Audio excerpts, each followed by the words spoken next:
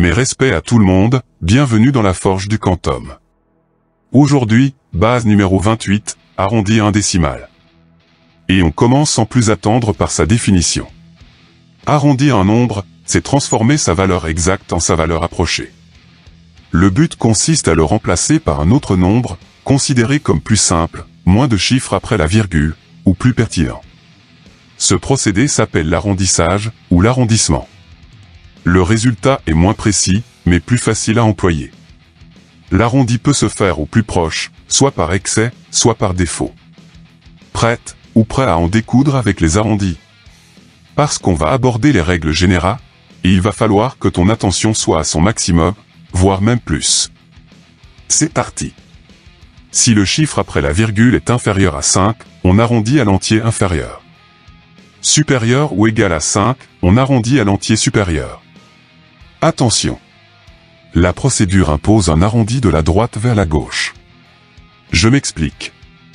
Tu veux un arrondi à deux chiffres de 9,87 654.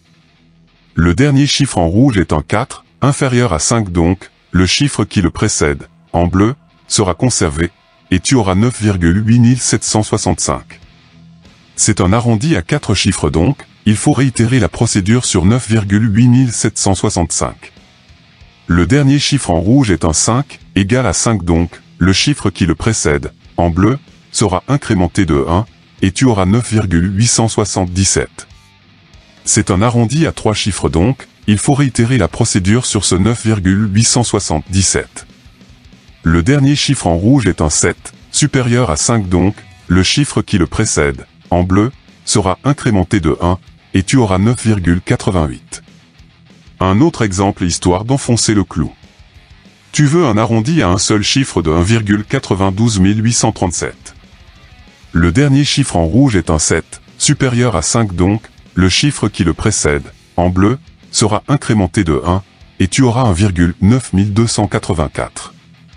C'est un arrondi à 4 chiffres donc, il faut réitérer la procédure sur 1,9 284. Le dernier chiffre en rouge est un 4, inférieur à 5 donc, le chiffre qui le précède, en bleu, sera conservé, et tu auras 1,928. C'est un arrondi à 3 chiffres donc, il faut réitérer la procédure sur ce 1,928.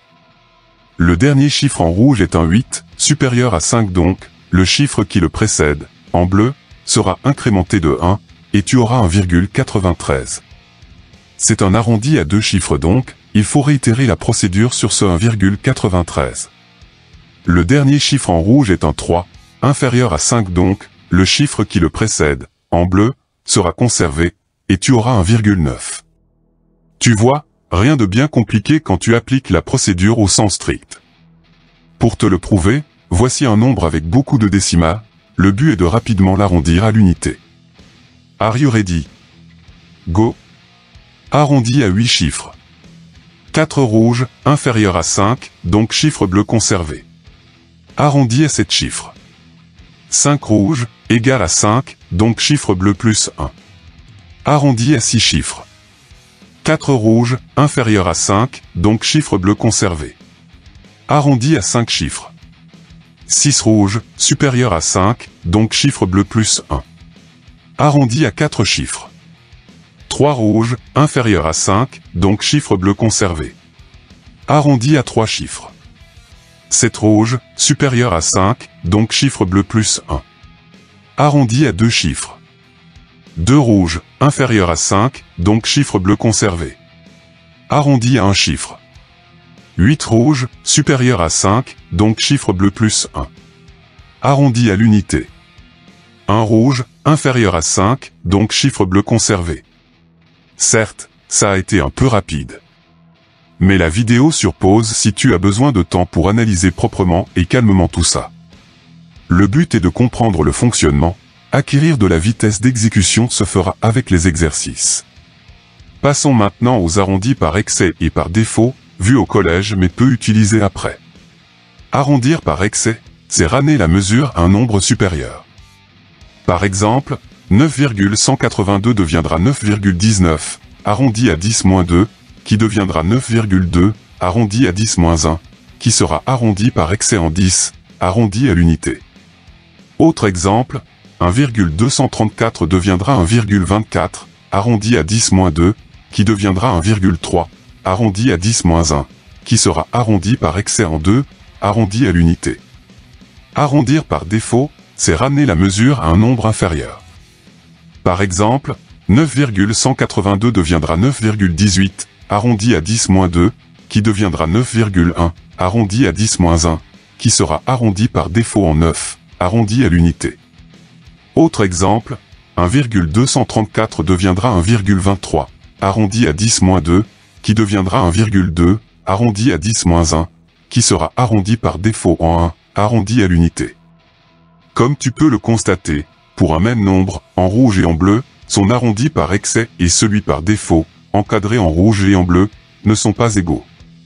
Donc attention à bien lire la consigne. Un autre type d'arrondi qui n'est pas abordé à l'école, mais qu'on retrouve en études supérieures, c'est l'arrondi au pair le plus proche.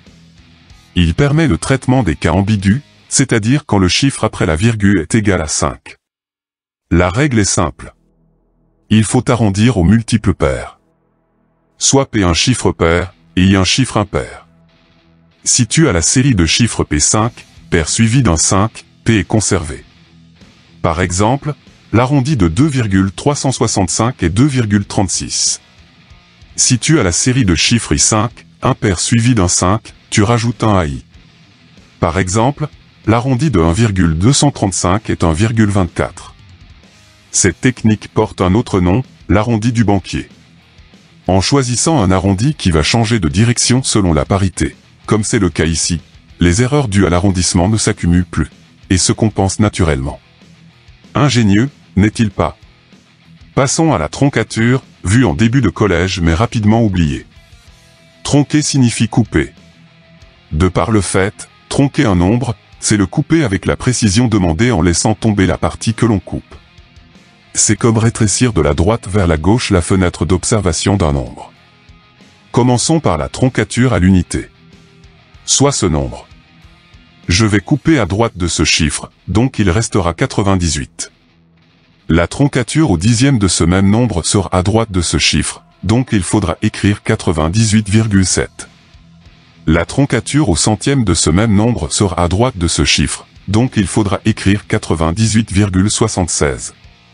La troncature au millième de ce même nombre sera à droite de ce chiffre, donc il faudra écrire 98,765. Tu vois, pas bien compliqué, tu coupes juste dans le gras du nombre, et tu marques ce qu'il reste. Les ordres de grandeur désormais, très utiles dans la vie de tous les jours. On donne, ou on utilise, un ordre de grandeur quand le nombre exact ne peut pas être donné, trop compliqué, ou présente peu d'intérêt. Dans le texte qui vient de s'afficher, et que je vais te lire, je vais surligner en jaune les ordres de grandeur. Les années 2023 et 2024 diffèrent selon les niveaux scolaires. Dans les collèges, pour la rentrée 2023, une baisse sensible des effectifs, moins 13 800 élèves, est attendue, tranchant ainsi avec la très légère augmentation, plus 4 300 élèves, constatée à la rentrée 2022. Les effectifs des collèges retrouveraient alors en 2023 un niveau proche à celui observé en 2019, et s'écarteraient du maximum des 5 dernières années, relevé en 2020, 3 414 000 élèves contre 3 397 000 attendus en 2023. Depuis le début, on ne traite que des nombres positifs, mais quid des nombres négatifs? Tout ce qui a été présenté précédemment est valable pour les nombres négatifs. La procédure est simple. Tu enlèves le signe, tu appliques les règles précédentes, et tu remets le signe, ne l'oublie pas. En premier, les arrondis à 2 décimales. Celui de moins 4,264 sera moins 4,26. Celui de moins 7,236 sera moins 7,24.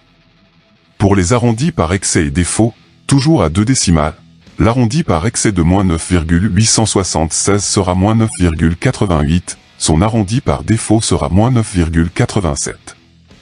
Pour l'arrondi au pair le plus proche, à une décimale cette fois-ci, celui de moins 1,35 sera moins 1,4, celui de moins 9,85 sera moins 9,8. Pour terminer, la troncature au dixième de moins 6,789 sera moins 6,7. Bref, Pas de difficulté particulière, il suffit juste de manipuler ces arrondis régulièrement pour ne pas perdre la main. La base est désormais terminée. Tu as des questions? Tu veux un complément d'information? Rejoins-moi dans l'espace commentaires. Des exercices en PDF librement téléchargeables, dont certains sont corrigés, sont disponibles. Les liens sont dans la description de cette vidéo. À toi de forger maintenant. Prochaine vidéo sur l'enclume. Stay tuned. Tchuss.